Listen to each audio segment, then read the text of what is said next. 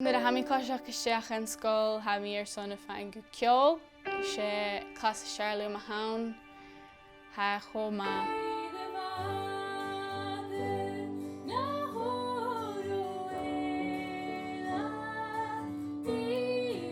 Hannig sin cóla mú bliana rais. Tá uíach in nula an ceolas an Gaelic.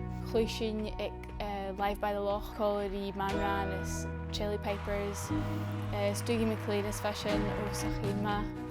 Tá neonach a bhí a feichcin in de gúine, díadach an sanún ante. Smuin sin nach mí coid mar níon a clúich na drumichin. Aha, cólaí se bu an drama ha mí Janu film díahul bliana. Láireach an Oslo seo hain. Turista bliana. Fashion of sach spórsal bheit míon cú marabh a bheit fiochan rí duine múrst. Ha filmdí ar a bhí páirs mór dúm a bheithe ar son blianachan inne sin a bheit mé an sa chiad bliana. Ha mí Janu tóras mar sin ha deireadh Janu sús mín ach ha mí cuiteach ní an bhic Pippa bhí sin Janu nó bardachi éiche.